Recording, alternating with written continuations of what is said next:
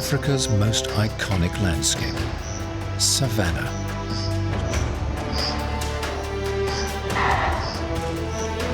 A stage where nature's greatest dramas unfold.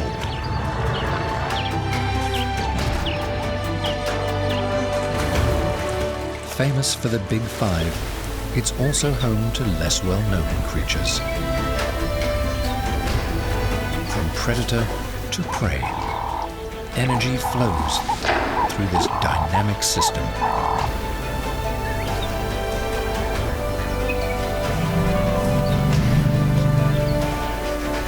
Every species has a role to play in the Savannah's unique web of life.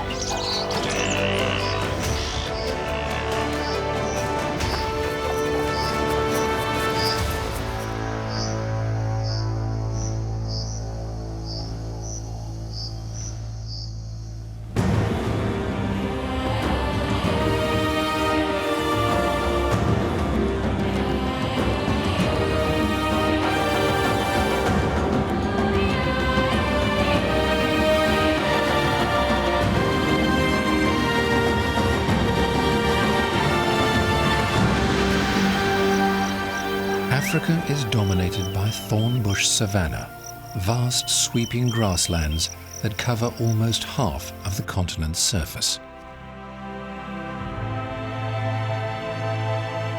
Savannah extends over 30 million square kilometers, stretching across 27 African countries and beyond.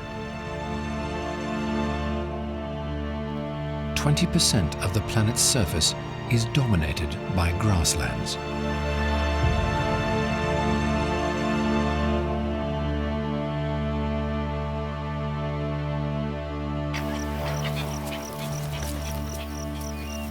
Surprisingly, the plant at the heart of the Savannah's story is a humble grass. South African savanna contains a rich diversity of grass species. Countless slender stems that feed an entire ecosystem.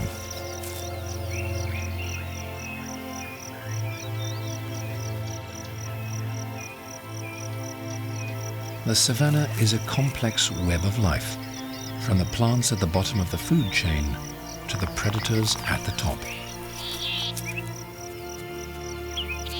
Stories of life and death have unfolded on these plains for millions of years.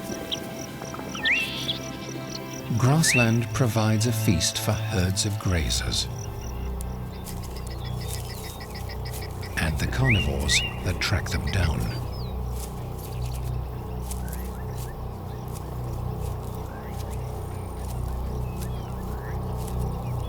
Lions are the savanna's definitive hunter.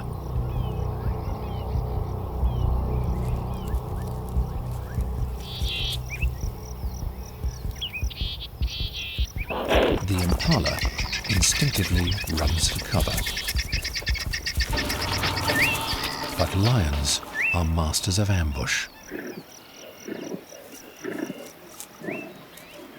The lioness's hunting partner greets her. This is a shared success. Most hunts end in failure.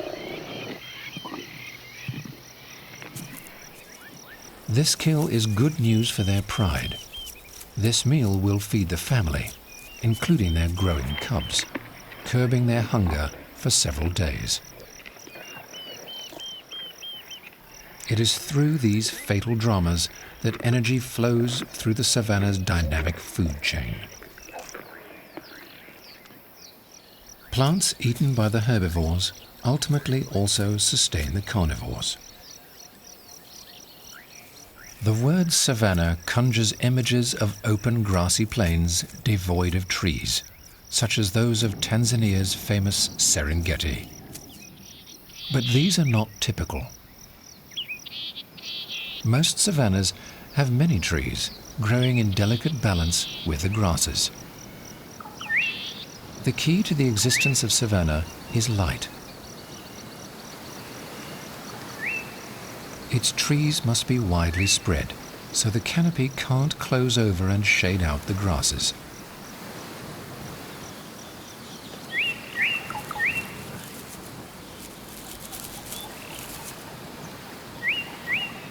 The other essential ingredients are warm temperatures year-round, peaking in a hot season, complete with summer rains.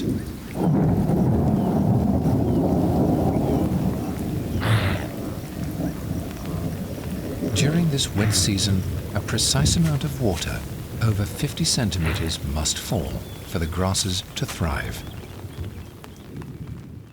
Last but not least, the savanna depends on its animals, whose grazing habits encourage new shoots.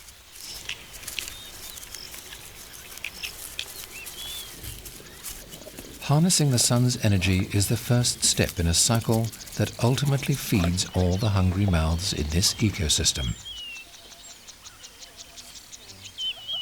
But the savanna is not only somewhere to eat. It's also a refuge, providing shelter for animals.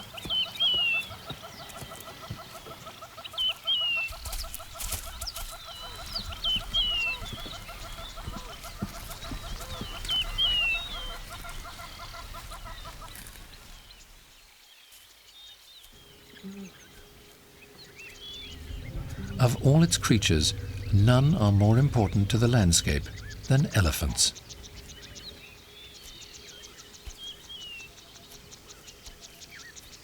Their feeding habits maintain these open grassy plains, which would otherwise revert to forest.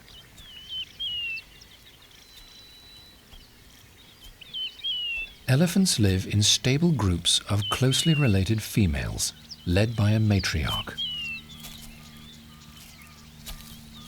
She has an intimate knowledge of the landscape and, in particular, the best feeding places.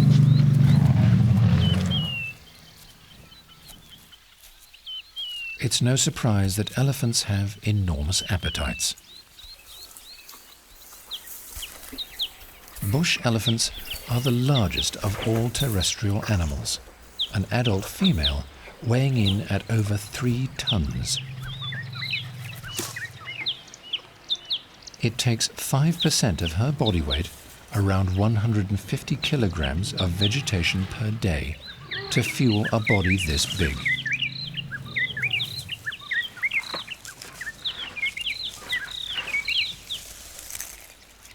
Every day, elephants spend up to 16 hours consuming everything from grasses to bushes, even whole trees.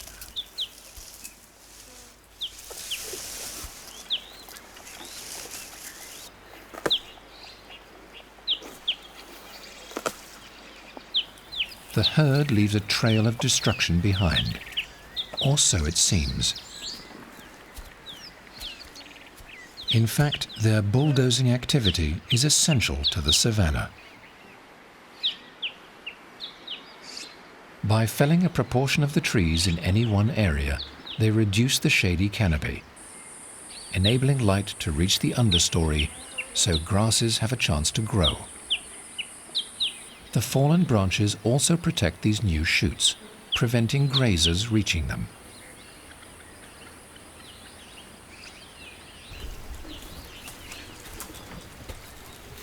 Elephant activity renews the grasses, and surprisingly, the damaged trees also benefit.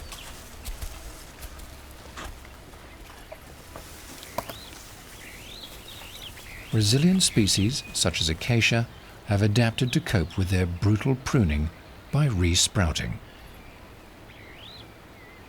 The acacia also relies on them to help plant its seeds. Elephants have inefficient digestion, so many of the seeds they consume pass through their gut undamaged.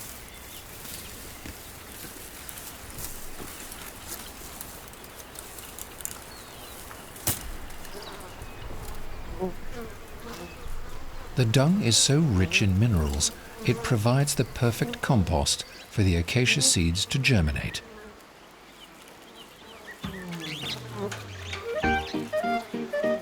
The nutrients also support other life forms. Dung beetles eat it and roll dung balls over large distances to use as nests, fully stocked with food for their larvae. These busy beetles help to fertilize the surrounding soils and spread the seeds, which take root in new areas. So the plants eaten by elephants are also fed by their dung. And the interconnected cycle of life continues. Once her family is full, the matriarch leads them on to new feeding areas. Elephants play a central role in the renewal of the landscape, making homes for a diverse community of wildlife.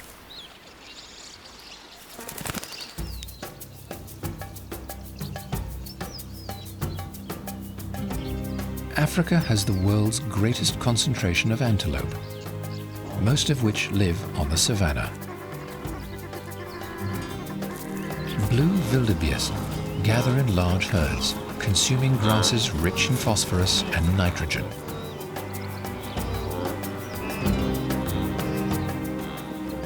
Once the grasses are exhausted, the wildebeest will be forced to move on, often joining mass migrations in search of fresh pastures. Wildebeest herd together for protection against predators, frequently associating with other grazers such as zebra. Remarkably, there is little competition for food between species because they have distinct feeding habits.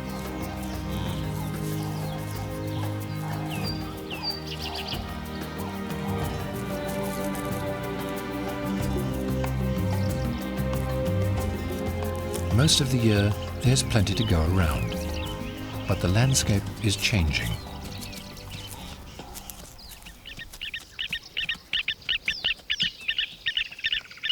It's the end of the dry season, a tense time on the savanna. After months without rain, the tender grasses have been cropped to ground level, nibbled by an army of hungry grazers. This hasn't killed them. If the rains come, they will resprout.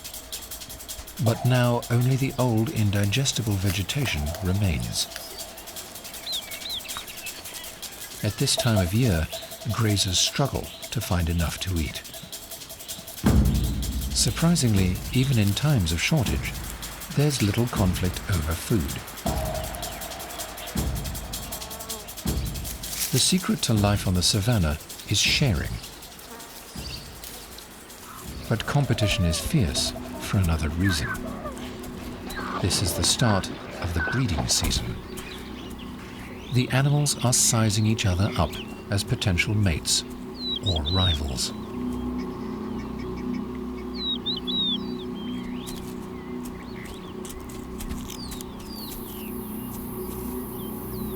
The predators are here to pick off the weaker individuals, and the scavengers to pick up the pieces.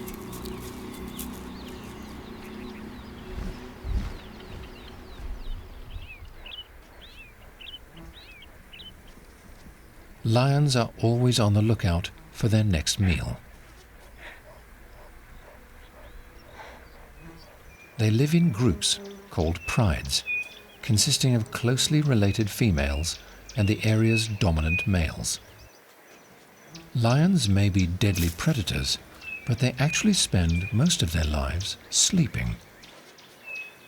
Up to 20 hours a day. This pride is mainly active at night, when their nocturnal vision gives them greater advantage over their prey. The reflective strip under the eye helps lions to see better in low light.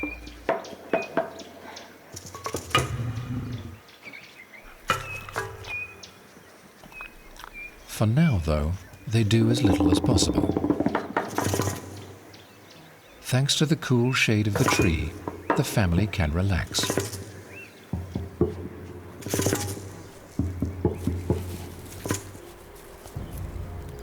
But the peace won't last. There is fierce competition amongst carnivores on the savanna. They all eat meat, which is challenging to kill.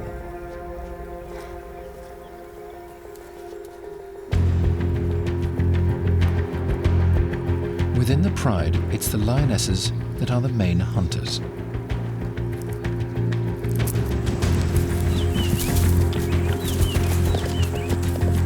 Even with their combined power, a kill is not guaranteed.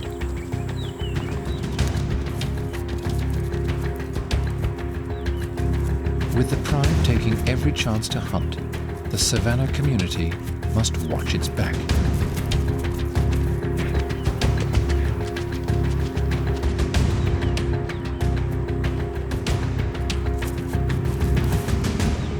Adult rhino, though, have little to fear.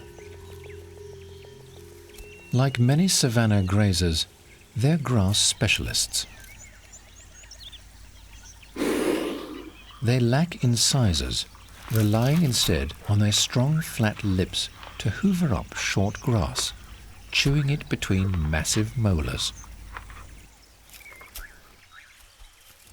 White rhino are the world's largest rhino species, like this bull, weighing in at around 2,200 kilos.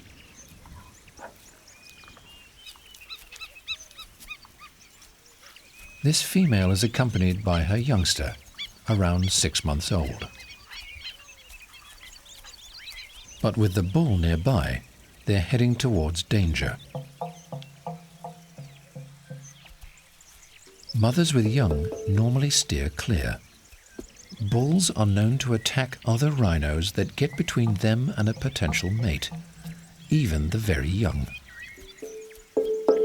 But unusually, the mother allows her calf to approach this large bull. He could easily kill the youngster with one stab of his lethal horn.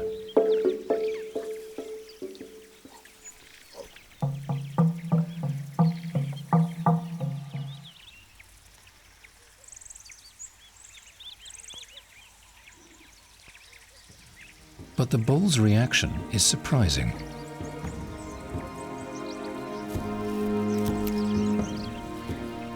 He seems to welcome the youngster's attention and responds gently, even playfully.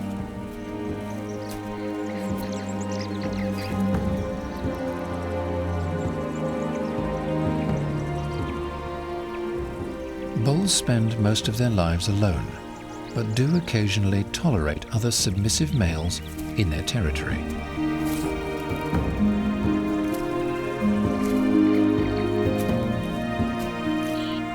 After his risky adventure, the little calf returns to the safety of his mother. She is key to his survival on the savannah, protecting him for his first 2 vulnerable years of life.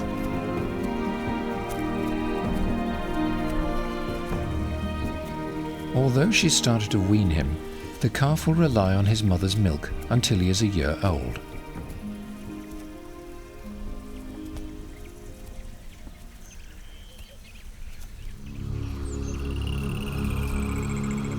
Adult rhino have no natural predators because they are large, thick-skinned, and well-armed. However, calves do occasionally fall victim to lions. Rhinos have poor vision, relying instead on their excellent hearing and sense of smell to detect threats at a distance.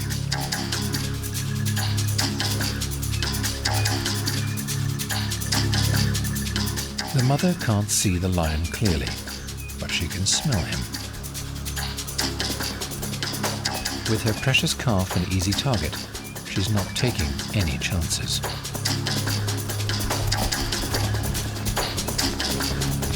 Rhino can charge at speeds up to 40 kilometers an hour, a lethal battering ram.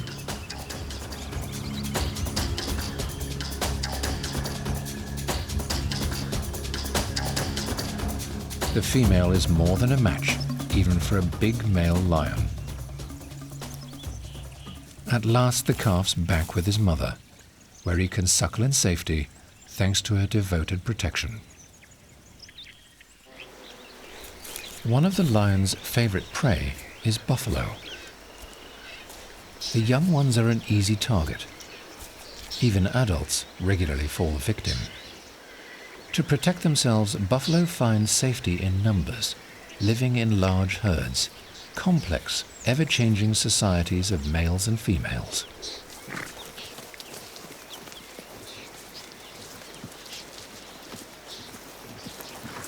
As a strong, united front, these herds can fight off an attack from a whole pride of lions.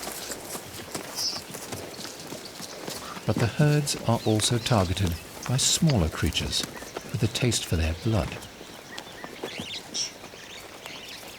Plagues of parasites feast on their skin. Horns are useless against this onslaught of biting insects. But buffalo have a strategy. Close cooperation with red-billed oxpeckers. These helpful birds pick off fleas, ticks, and swarming flies. Buffalo trust them to remove the tormenting insects, and the oxpeckers benefit from a constant supply of nourishing food. And wherever the herd goes, the oxpeckers go too.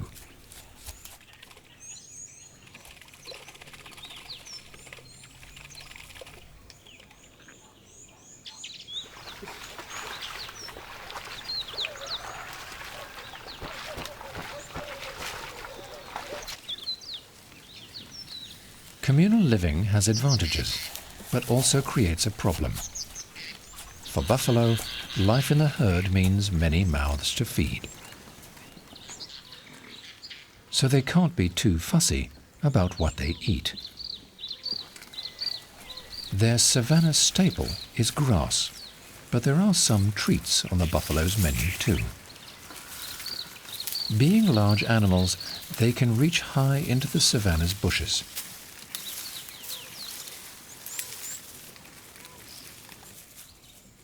Another savanna specialist is the world's largest antelope, the eland. Males are as tall as a man, around 1.6 meters at the shoulder, but are up to 10 times as heavy. Like buffalo, eland eat a combination of grass and leaves.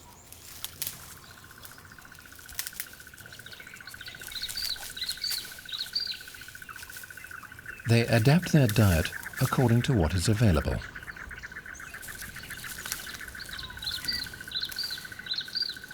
Eland have the peculiar characteristic of clicking as they walk.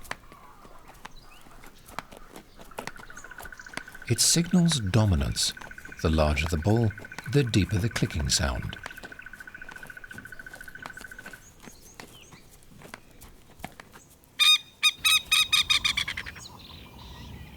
Smaller and more elusive is another of the savanna's antelope, perhaps the most elegant of all. Kudu. Secretive creatures, they are rarely seen out in the open. Targeted by many savanna predators, kudu have camouflaged striped coats that blend into the background so they can hide in the thickets.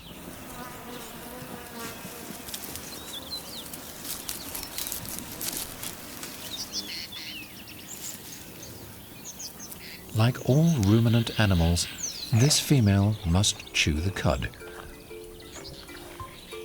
Every mouthful is chewed, swallowed, regurgitated, and chewed a little more.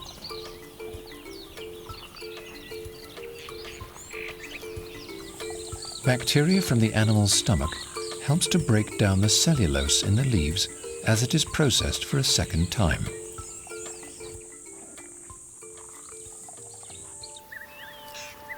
Like the kudu in its leafy hideaway, all the savanna's animals ultimately owe their existence to the variety of habitats in this unique landscape. The savanna is one of the world's richest biomes, boasting exceptional plant diversity. In some areas, over 5,000 plant species. A variety of savanna trees grace the landscape, including the resilient acacia. This definitive savanna species is not only eaten by elephant, it's the favorite food of another iconic character. the world's tallest animal, giraffe.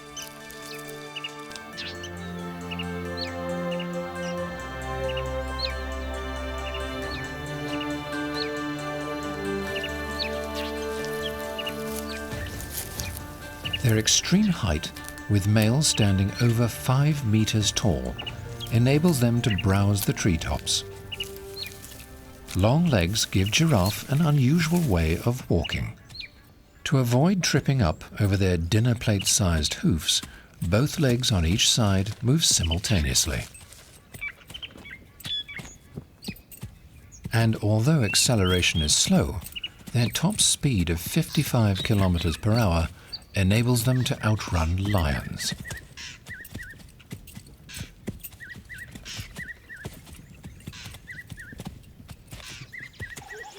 Their stature not only provides a vantage point when it comes to predators, but also gives access to the sweetest new leaves in the canopy.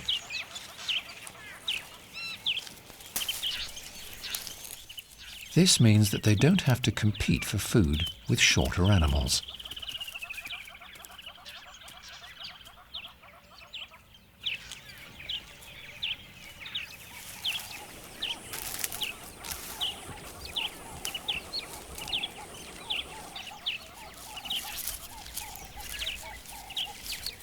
And it's not just their long necks that give them the advantage. They also have a prehensile 45-centimeter tongue, which extends their grasp. Thorns, the acacia tree's usual defense, don't deter them. But the trees are not completely at the giraffe's mercy. The acacia does fight back in a surprising way.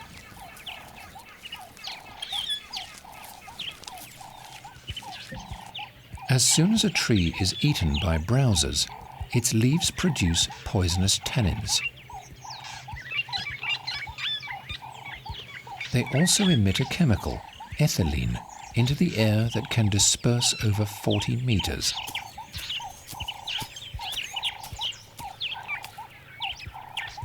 Incredibly, scientists have discovered the acacia are one step ahead of the giraffe.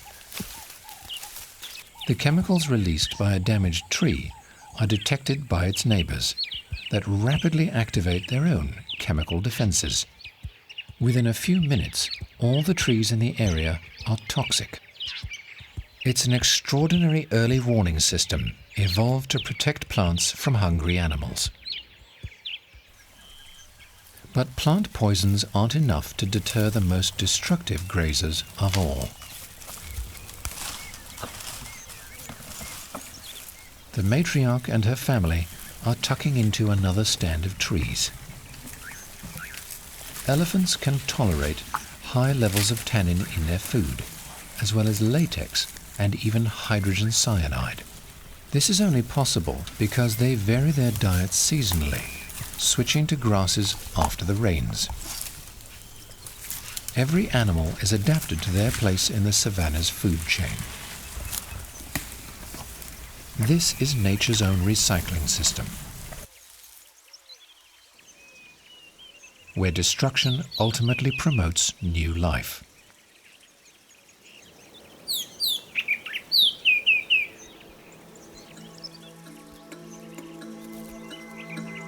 At the end of the dry season, testosterone is flowing.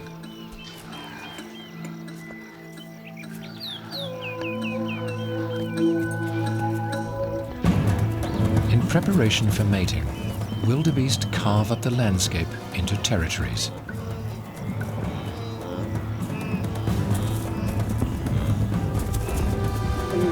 The rut has begun. Each male is fighting to defend his tiny patch of turf.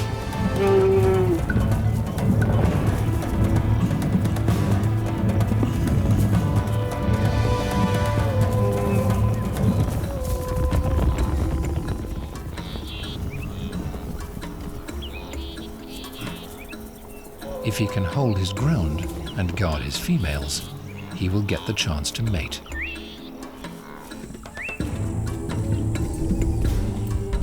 In the buffalo herds, males are vying for position too. Both sexes have horns, but only the males grow heavyweight headgear, forming what is known as a boss. This acts both as a weapon and as protection during head-to-head combat. It can take 8 years for a bull to win breeding females and father offspring. The zebra stallions are fired up too. A male can only control his harem of females if he can successfully fight off the competition.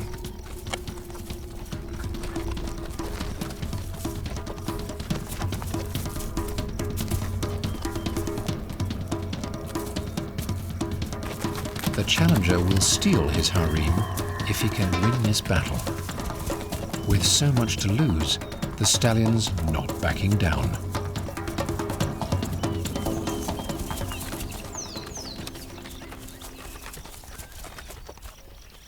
But violence doesn't always pay. Despite their size and sharp horns, eland are peaceful creatures. Male dominance is not decided by sparring, but according to a strict social pecking order. Subtle features such as size of the dewlap, the thick skin fold under the neck, to the size of their horns determines who gets access to females. But keeping the peace is the exception to the rule at this time of year. Mature bull giraffes are generally solitary, but to gain mating rights to females, they come face to face to establish dominance.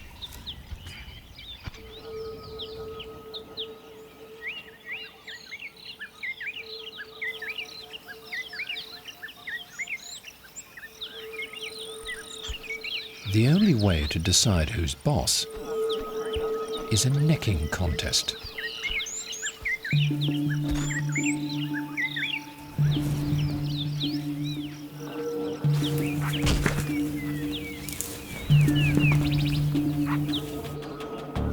Aiming at the legs, they each try to destabilize their opponent.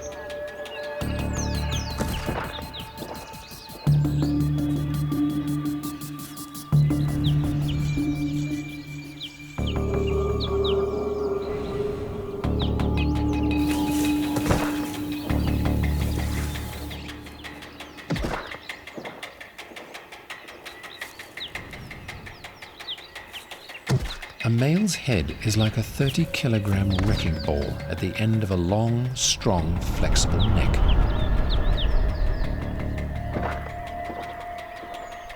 Short, bony horns can cut and bruise.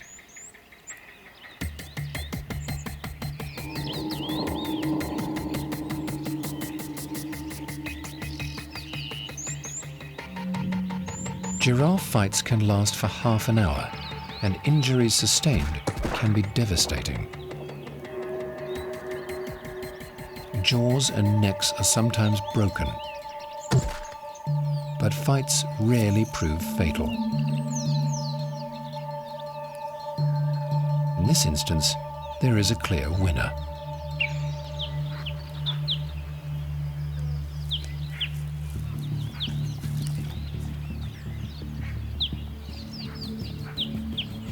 Head now held high, he secured himself the best chance of attracting a mate and passing on his winning genes to the next generation.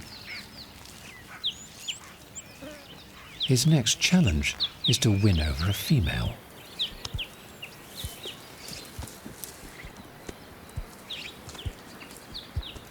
Giraffe bulls darken in color as they mature. This one's in the prime of his life, and he's found a potential mate. The flick of her tail indicates she is receptive, so he now has a good chance of mating.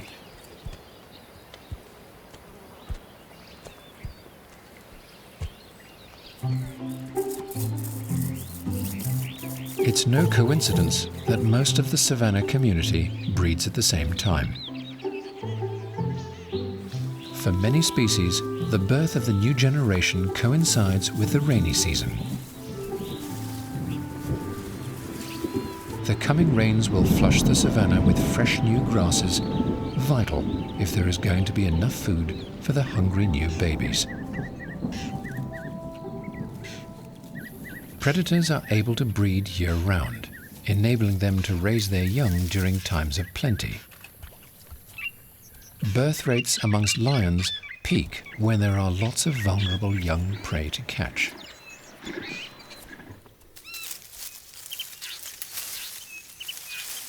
This dominant male has already secured his mating rights to a pride of females through fierce battles with other males. He warns the competition to keep out by scent marking.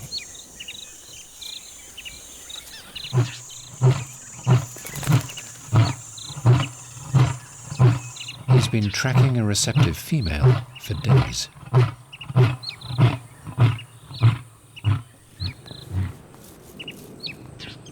The pair have isolated themselves from the rest of the pride for the last 48 hours. And they've started to mate, regularly once every 15 minutes.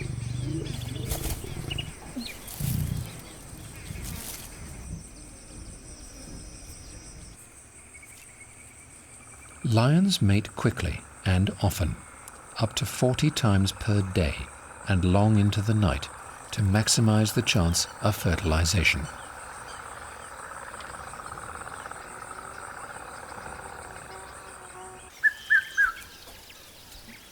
Eventually, the female returns to the pride. If she is now pregnant, in 3 months she will give birth.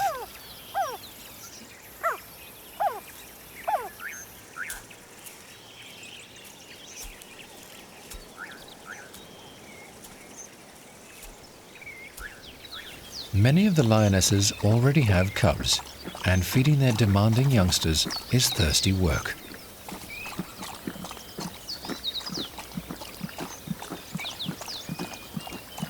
Within a pride, females often synchronize their breeding, sharing the childcare and even the suckling duties. Cubs of a similar age are also more likely to survive, because being the same size, they have equal access to food. At 11 months old, cubs are allowed to join the adults when they go out hunting.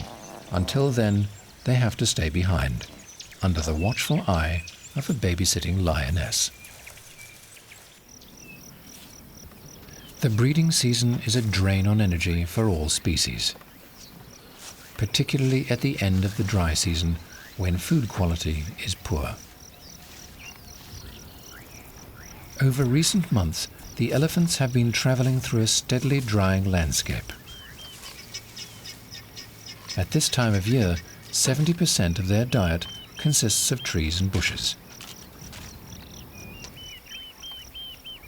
But elephants also eat fresh grasses, and these can't grow without water. Everything now is waiting for the rains. The matriarch sniffs the air.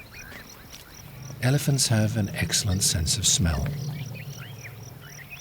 They also have acute hearing, sensitive to low-frequency sounds, such as distant thunder, and are believed to be able to detect coming rains hundreds of kilometers away.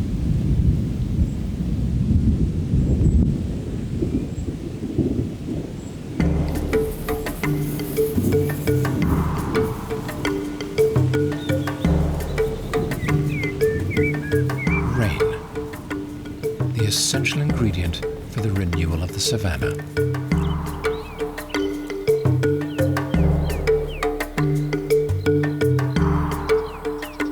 Within days, the first green shoots sprout from moistened ground. Fresh food for a growing savanna community. And there are new faces everywhere.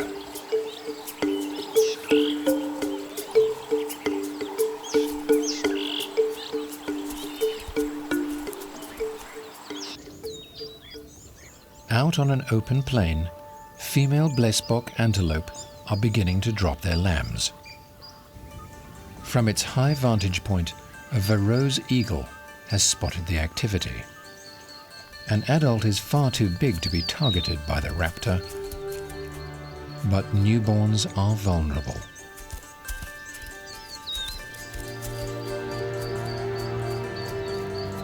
The eagles found the next best thing, a discarded afterbirth. It makes a perfect meal.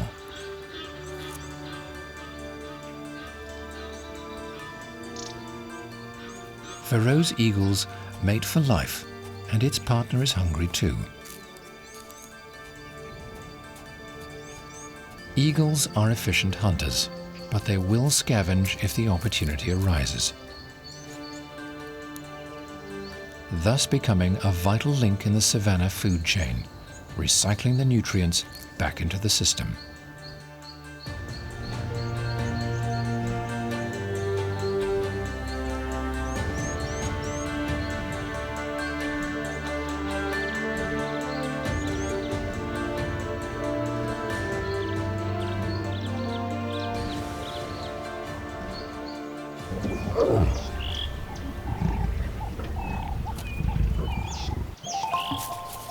There are new additions to the resident lion pride.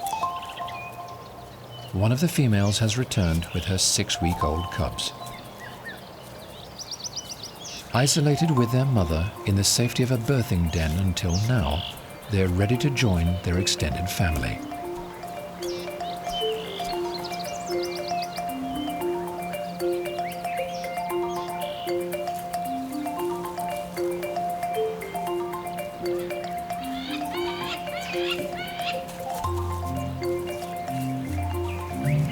For the female cubs that will remain in the pride for life, this is the start of a long cooperative relationship. Born at this time of year, there should be plenty of food for the growing family. And with the cubs close in age, they'll be equally matched when it comes to seizing their share.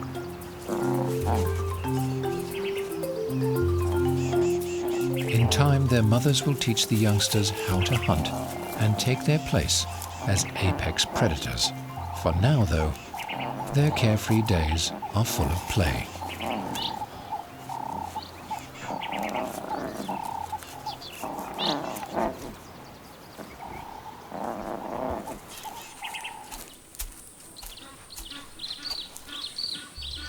The rainy season has brought water in volumes, and the waterholes are full.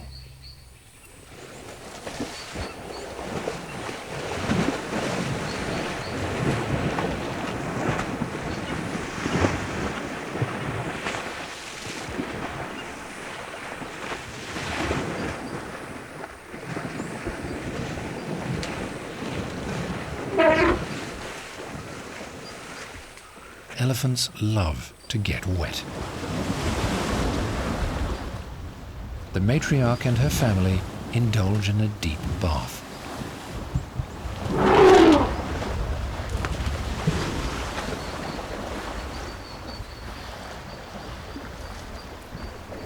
Elephants are experts at finding drinking water, even during drought.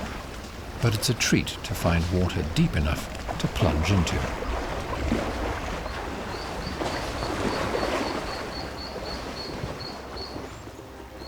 Bathing is part of an elephant's cleaning routine, which also involves scratching against trees to slough off loose skin and parasites.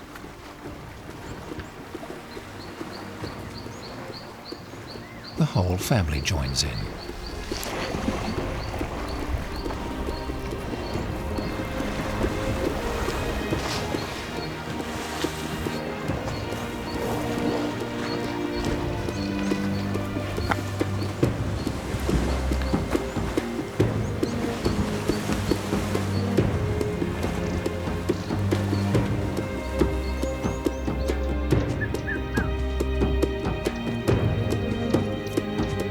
The savannah lies at the heart of untamed Africa, where the fortunes of animals and plants are interlinked in an an eternal cycle which brings renewal and fresh growth.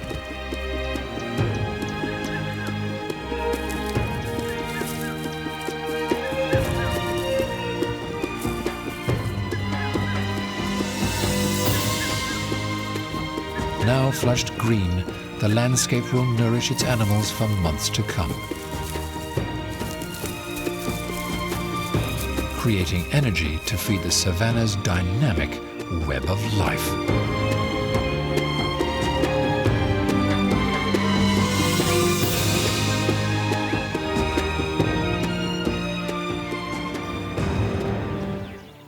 The wilds of southern Africa teem with life. While most consider big cats or huge tuskers as the true wild icons of Africa, few appreciate the smaller creatures that dominate the land, the antelope. They too have rich stories filled with the daily struggle to survive.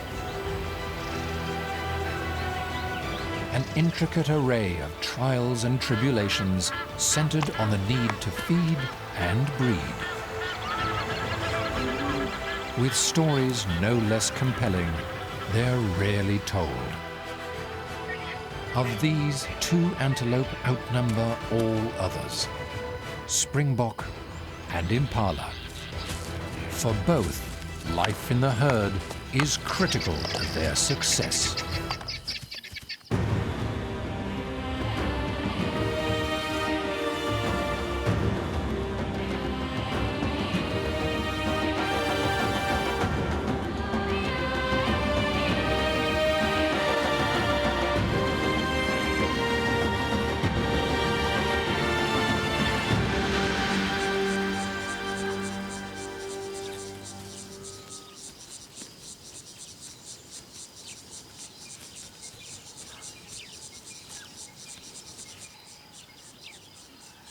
The long, lazy days of summer in southern Africa are coming to an end.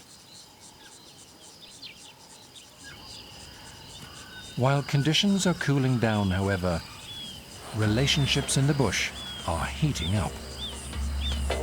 It's the rut, mating season for impala. At this time of the year, males fight each other for mates.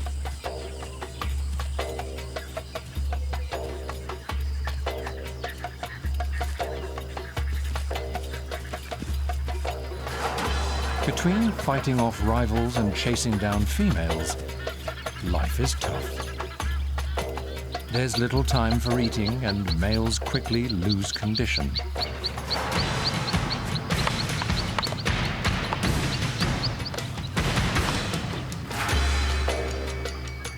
This is the toughest time of the year, and the most important, because only the winners will go on to mate.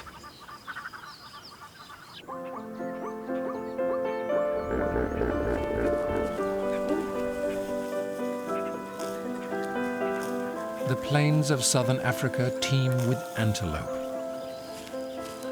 There are more species here than on any other continent.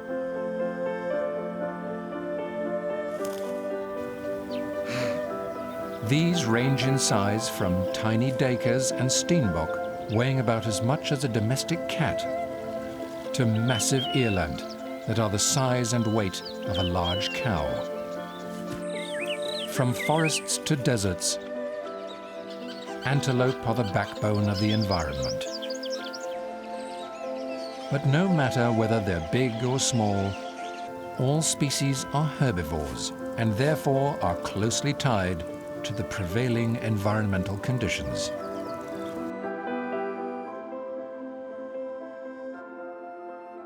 Fed by moist winds blowing in across the warm Indian Ocean, the East receives lots of rain, often more than 1,000 millimeters a year, and is covered in thick, lush vegetation. Meanwhile, the western parts are drier, receiving less than 500 millimeters of rain a year, and semi-desert environments dominate the landscape. Water is scarce, and food is often limited and difficult to find. droughts here are regular and severe.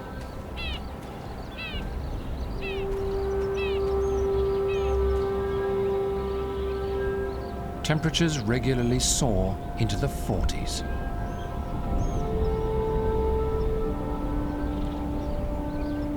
And every plant and animal living here is specially adapted to overcome the rigors imposed by the conditions.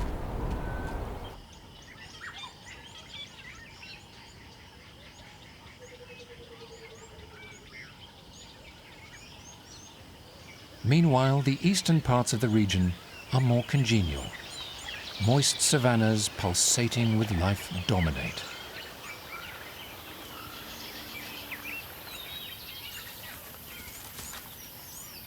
It's more humid and not overly hot, with temperatures hovering pleasantly in the mid-30s year-round.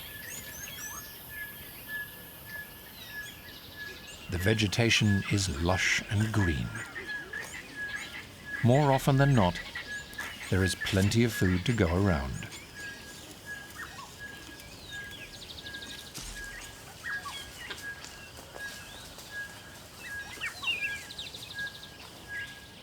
Across this continental divide, two species of antelope in particular thrive.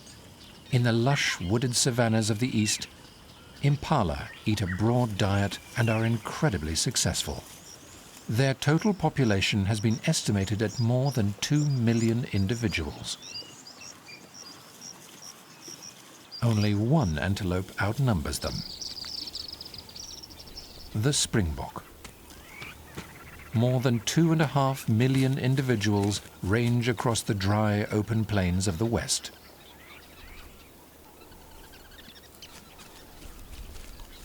Here they dominate thanks in part to their ability to eke out a meal even in the toughest conditions, and they feed on just about any greenery they find. Together, these two species are the most successful herd-living animals in Africa. Herding behavior evolved following the last ice age, as the forests covering the continent receded. Animals moved out onto the new grassy plains for the first time.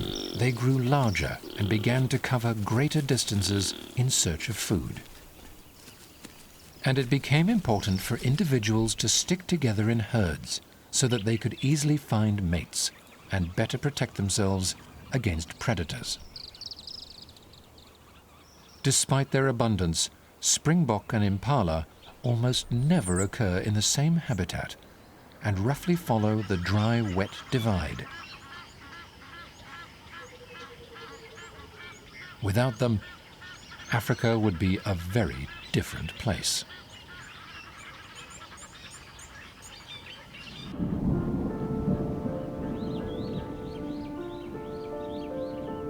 In the arid heartland of South Africa lies the 88,000-hectare Karoo National Park. This is one of the country's most spectacular parks, draped across the Nuuveveld Mountains that rise from open plains which millions of years ago were an inland sea.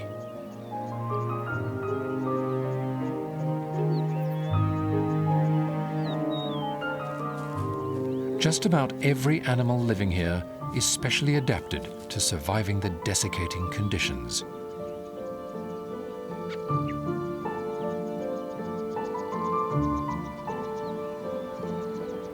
A small herd of springbok is grazing across the meager landscape of the scrubby plains.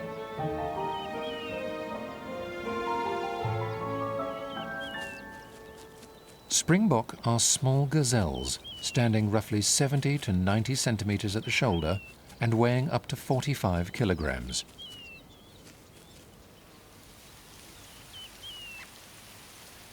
They're hardy characters, capable of suffering through even the toughest of droughts.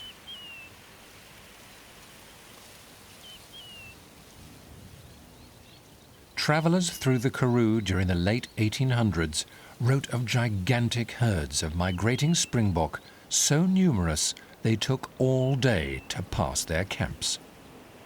These would move vast distances across the arid plains, taking advantage of the unpredictable and variable rainfall of the region.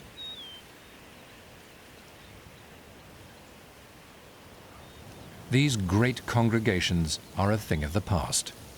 In modern times, farming has disrupted ancient migration routes. And in the Karoo, springbok are relegated to small herds sprinkled across the landscape.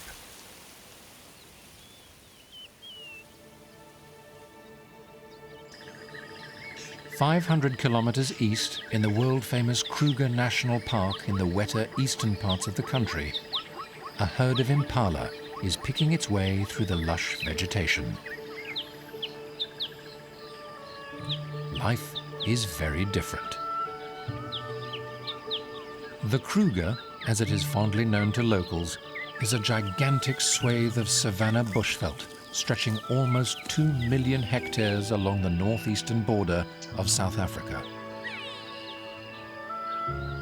One of the largest and most successful wildlife reserves anywhere on Earth, Kruger is crowded with animals. Food is plentiful, and giant herbivores such as elephants and giraffes pick from the top branches of the trees, while at their feet, great herds of other browsers and grazers pick their way through the landscape.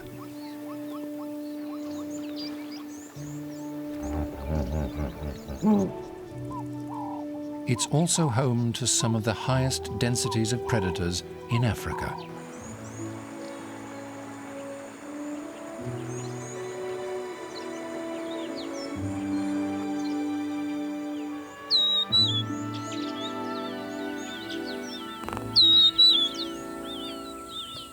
More than 100,000 impala munch their way through the thick bush.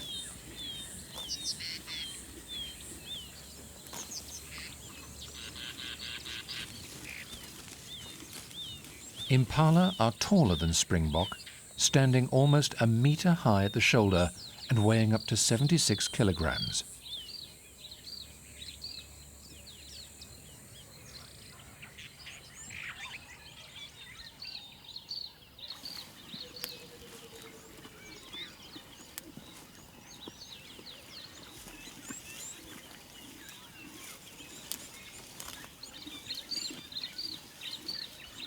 With so much food and water available, a host of other browsers prosper.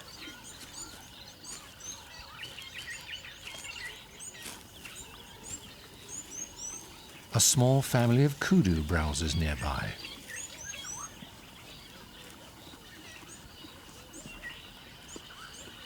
Together, kudu and impala often form loose, mixed herds. These aggregations do have some benefit. In a world controlled by carnivores, with almost half of all impala deaths caused by predators, the more eyes on the lookout, the better.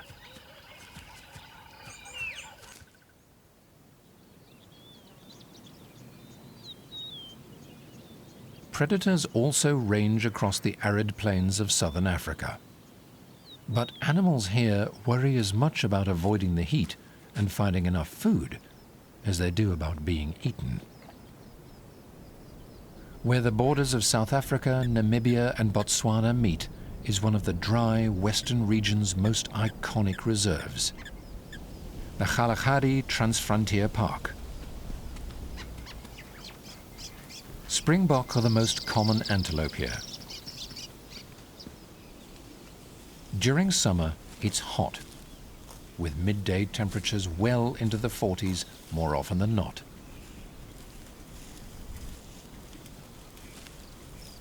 Springbok fare better than most.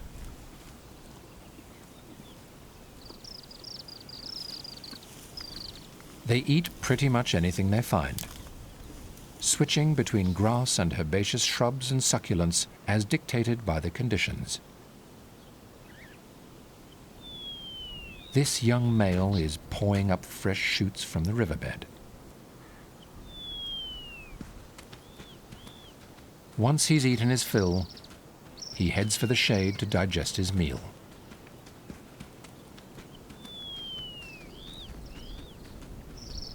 springbok are masters at avoiding the heat. They face their white rumps to the sun, reducing the amount of heat absorbed. White underbellies also absorb less of the heat radiating up from the ground below.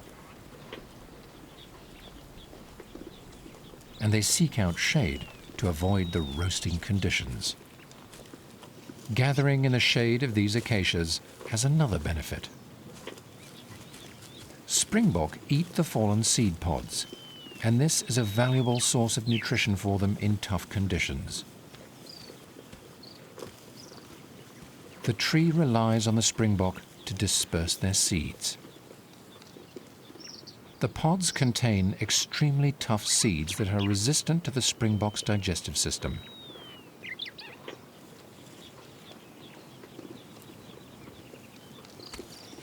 As the springbok move off, they carry the seeds with them before eventually depositing them elsewhere in a nutrient-rich pile of droppings, giving the seed every chance of germinating.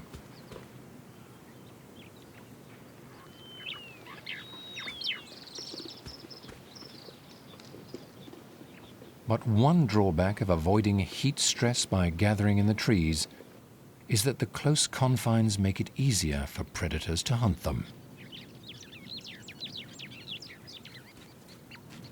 A lone cheetah is stalking down the dry riverbed. They're the fastest terrestrial mammal and can reach speeds of up to 110 kilometers an hour for short distances. The springbok have seen his approach. He's still far away, so they're not concerned. They have the edge, as long as they get a head start on the cat.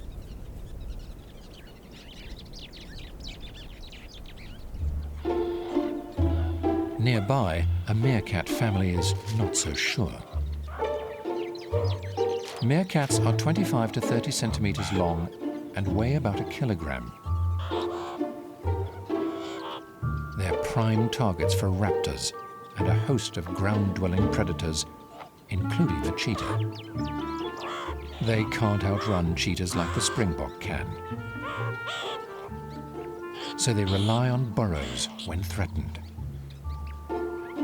Just like the antelope, vigilance is key. The family deploys sentries to make sure they're not taken by surprise. This allows the rest of the family to root around for food below. Even the ground squirrels take advantage of their neighbors' early warning system.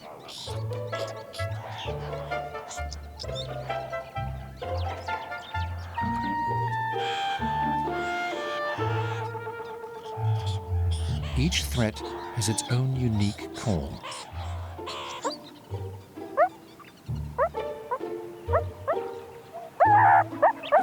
The sentry sounds a warning, and the family scurries below.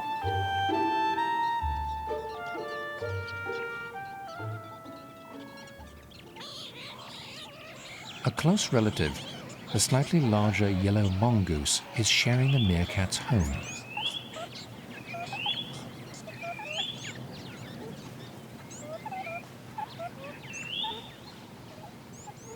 But he's no freeloader and will often participate in burrow maintenance and even help extend the underground network of tunnels if required. Most of all, however, the yellow mongooses also benefit from their hyper-vigilant housemates.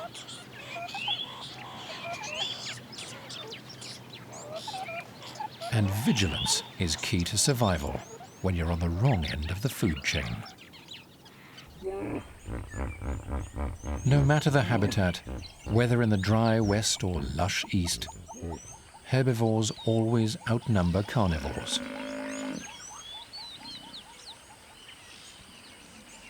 Life is easier in the east, where there are plenty of plants available. But plant matter is hard to digest. Impala have an arsenal of tools to overcome the challenge.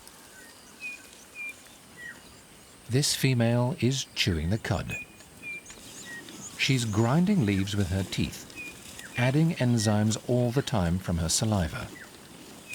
Then she swallows.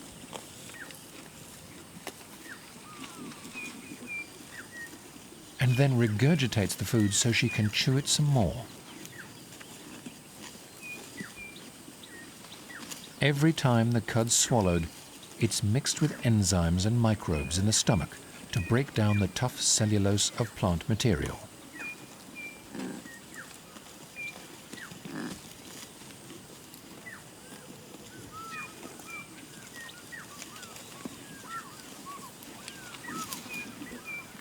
Without the repeated chewing and swallowing, ruminants wouldn't be able to obtain the nutrition they require from the plants they eat.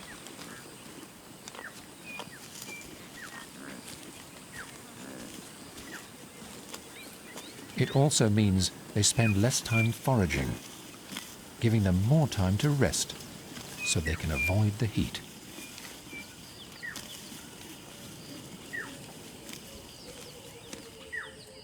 Carnivores also rely on the success of this digestive system, albeit indirectly. With predators lurking, impala need to be vigilant in order to survive.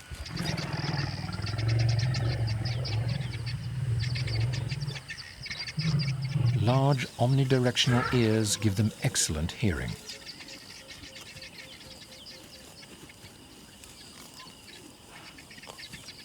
And they have an acute sense of smell, enhanced by their enlarged nasal passages.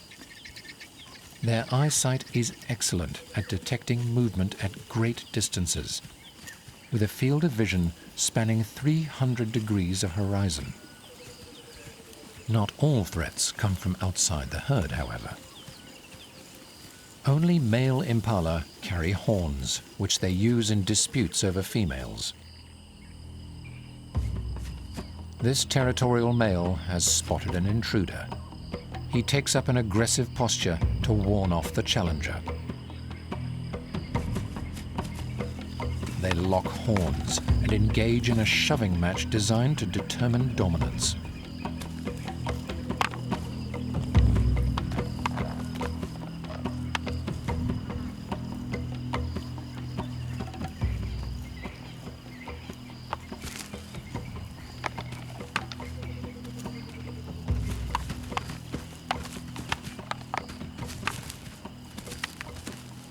Fights seldom cause permanent damage, as long as the loser backs off.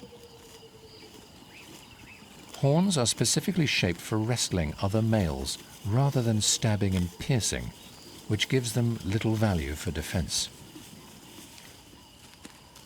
Horns are a hindrance in close bushy confines, and females have no use for them.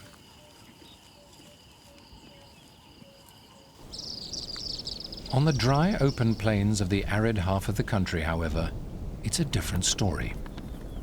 Here, both sexes typically bear horns, and scientists have wondered why. One theory suggests springbok females have horns so that their teenage sons resemble them. There is intense competition amongst mature males in mixed herds, so the longer young males look like females, the longer they are ignored by dominants. The latest theory suggests the female's horns have more to do with deterring predators based on how conspicuous the animals are. In the open, antelope are easily spotted by predators, and horns are a deterrent, so males and females both have them. The taller you are, the more conspicuous you are, so the bigger the deterrent you need. Which explains why the gemsbok, a much larger desert wanderer, has impressive horns to match. Like springbok, these rapier-like weapons are borne by both males and females.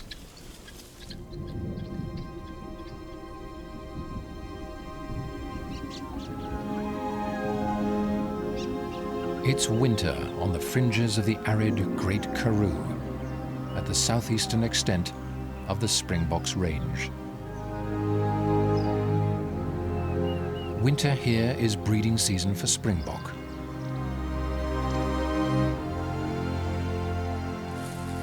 This territorial male is marking the bushes with secretions from glands on his head. He's advertising for mates and warning off rivals.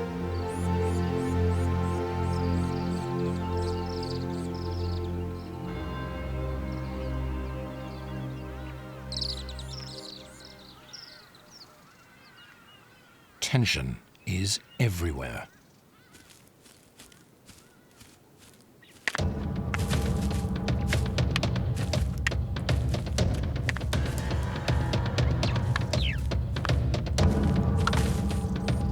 A young male ignores the warning, and the dominant male puts him in his place.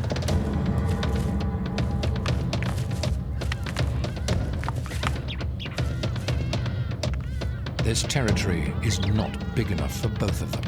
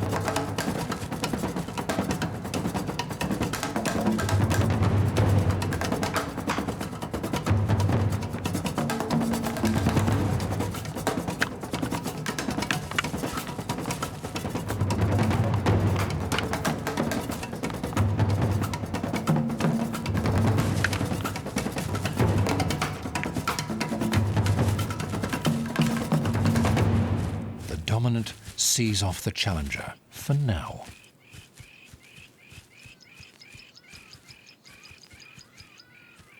On the plains of Africa, only the fittest survive. The dominant male, while battered and bruised, has earned his right to mate with many females, passing on his genes to future generations. Meanwhile, the loser's family tree has come to an end.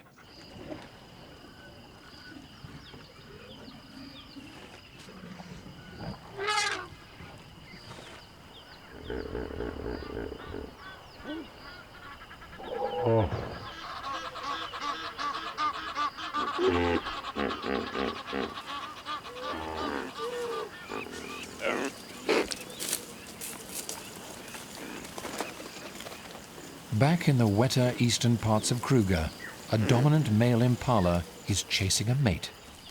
He's identified a female in estrus and is in hot pursuit.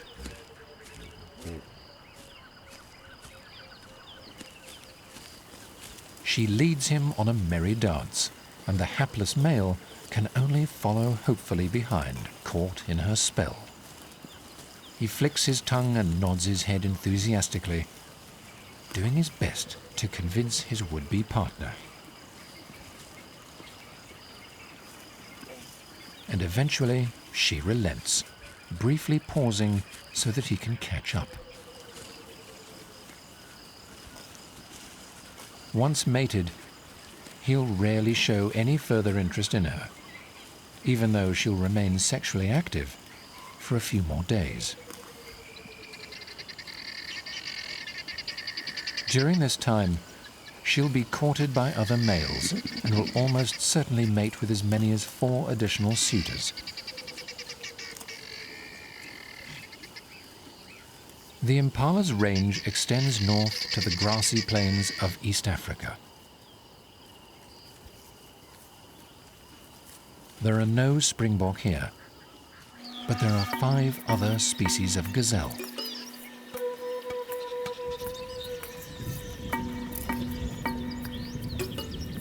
Two of them can be found here in the world-famous Ngorongoro crater in Tanzania, thousands of kilometers to the north. Hemmed in on all sides by the steep slopes of the ancient caldera, this is one of the most remarkable landscapes in Africa.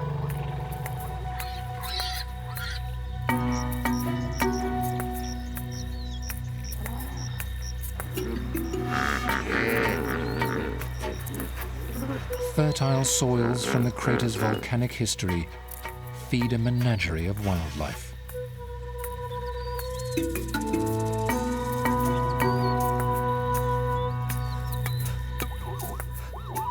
In Ngorongoro, Grant's and Thompson's gazelle often graze together.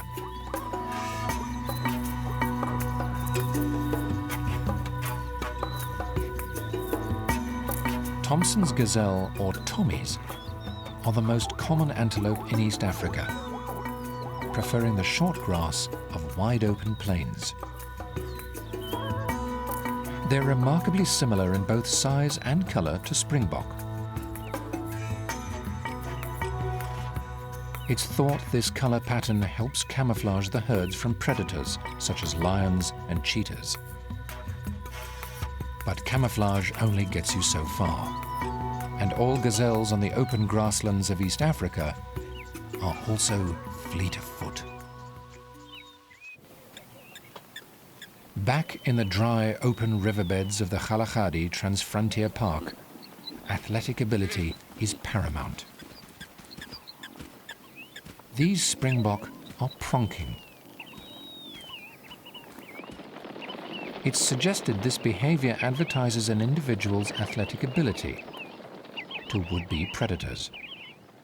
It may also release pheromones or be an important alarm signal to the rest of the herd. Other, more romantic viewpoints, however, suggest they're simply jumping for joy.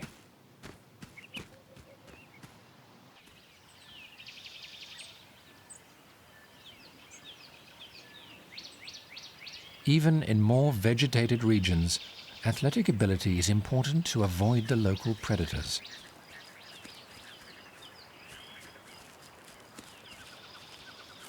Impala can leap effortlessly more than 3 meters high and 11 meters over the ground.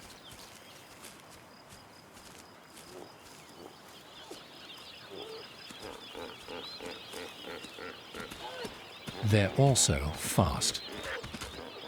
Even so, they're no match for tsessebi, one of their nearest relatives.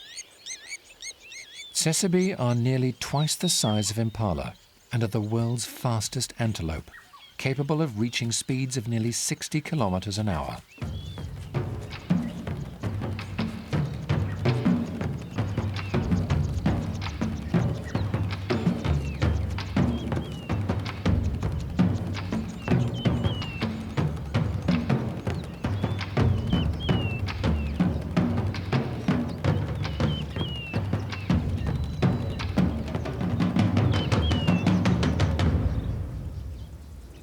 Hartebeest and wildebeest are also close relatives of impala.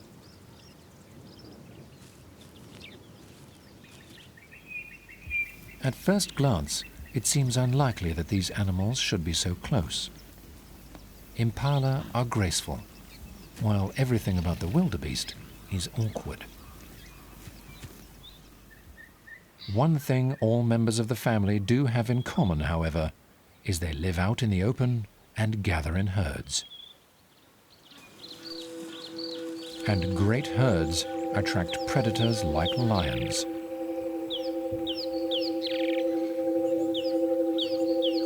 And leopards. Living in a herd is advantageous. There are many eyes to scan for danger.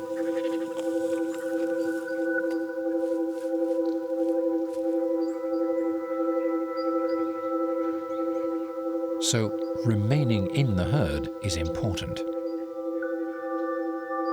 Sick individuals or youngsters that lag behind are prime targets. It's not only predators who track the herds. A cattle egret is feeding on insects kicked up by passing feet. Feeding alongside herds of antelope gives this individual 1.5 times more food than a solo effort.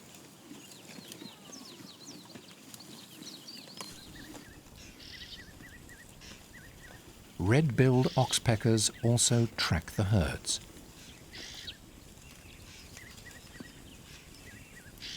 They're combing through their fur, looking for an easy meal. The impala tolerate the freeloaders because they're enjoying the grooming.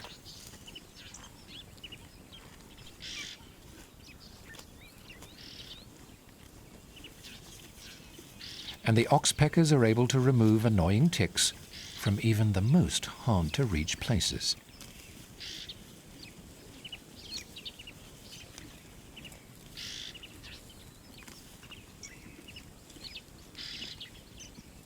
Ectoparasites such as ticks aren't only an irritant, they also carry disease.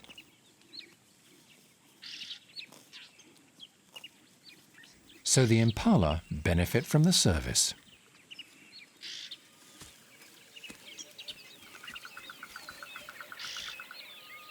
An entire world revolves around what's left behind by grazing antelope.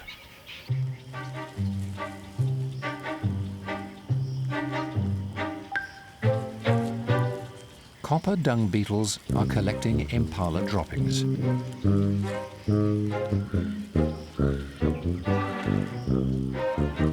There are more than 2,000 species of dung beetle. This one is a roller.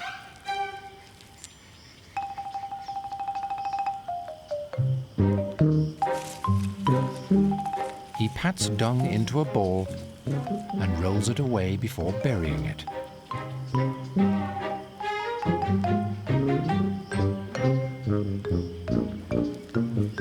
Dung balls are food for the beetles and their young.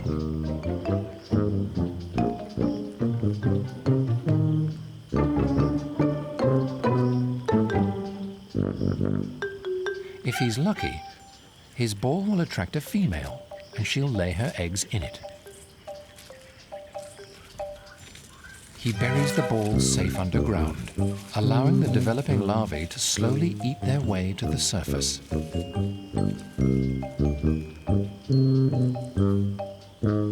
By burying these balls, he's also injecting valuable nutrients back into the soil, facilitating plant growth, and ultimately, more food for impala in the great cycle of life.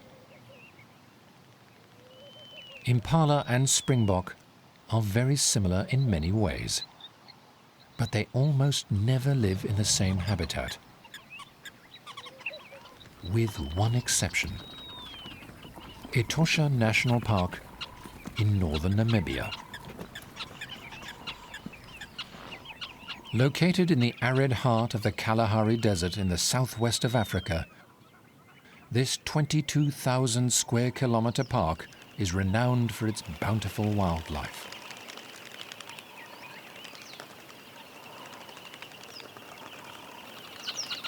Animals here congregate at the reserve's waterholes to survive the parched surroundings.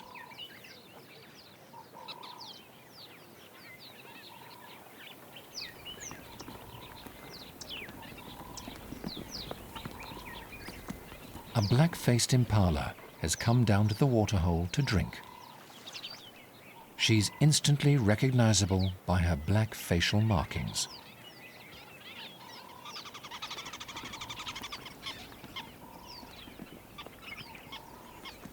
The black-faced impala is a subspecies that lives across Angola and northern Namibia. It's better adapted to its desert home than the common impala of the east. The two subspecies will readily hybridize if they mingle, but black-faced impala are vulnerable, and Etosha is one of their last strongholds. For this reason, the government of Namibia tries to keep them isolated, but it's tricky.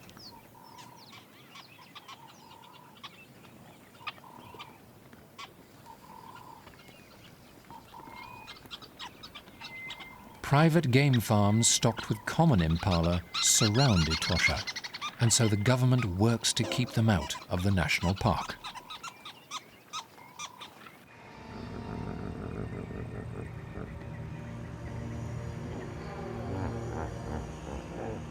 Down at one of the lush waterholes of Kruger, a herd of common impala drinks nervously.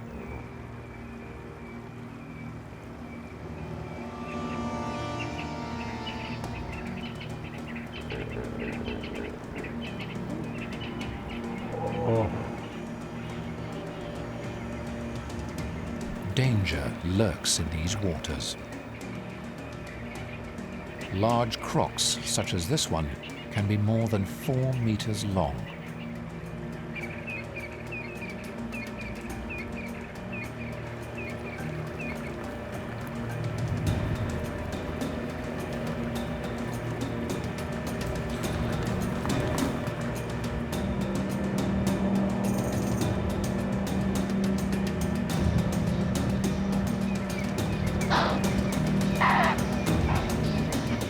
Spooked, the impala dash back to the safety of the bush. But danger lurks here too. The herd becomes separated, enabling a lone cheetah to pick off one of the females. He'll gorge himself on his kill.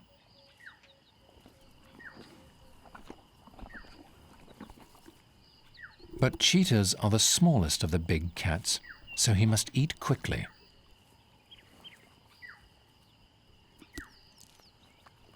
If scavenging lions or hyenas catch wind of his kill, they will steal it.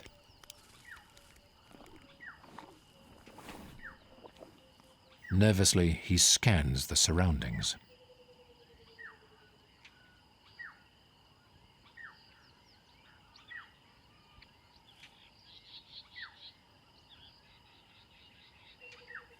Having eaten his fill, he moves on.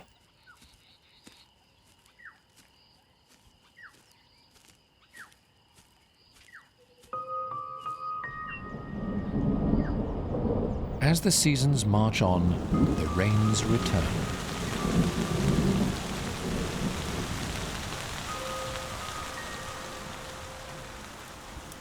It's spring in the moist savannas of the Kruger National Park in South Africa.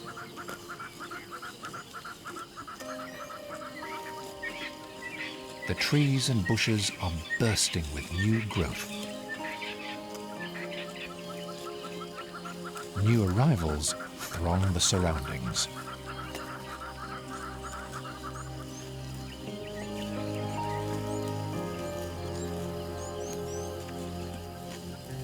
It's lambing season, and the bush is alive with youngsters.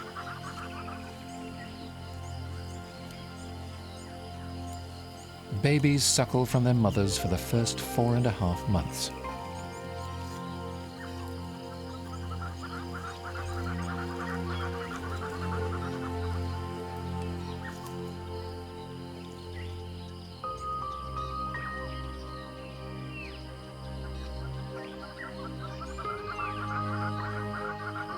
Everyone in the family is jumpy. Being small in this world makes them a target.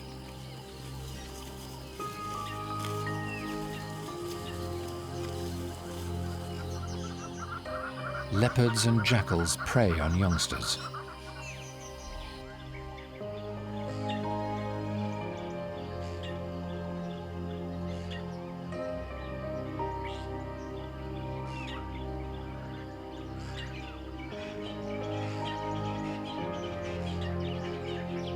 So the females have adapted to synchronize their births. With the young born in times of plenty, there's enough food for lactating mums. And the mass of youngsters swamps would-be predators and reduces individual risk. Still, it's best to be on high alert.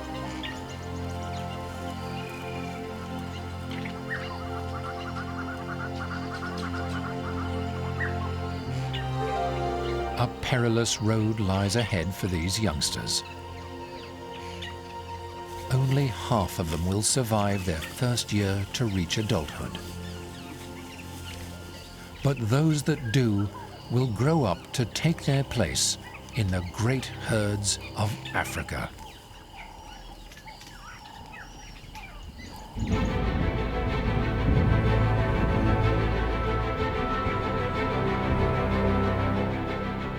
Across the vast open spaces of southern Africa, these two species dominate the landscape. Springbok and impala are the most numerous antelope, numbering into the millions.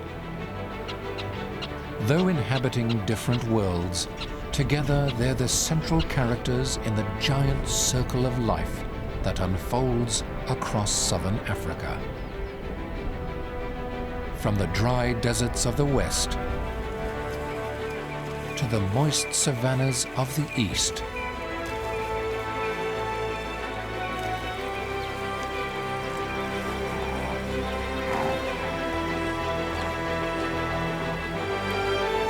these two species are pivotal in the success of both plants and animals living across this divide.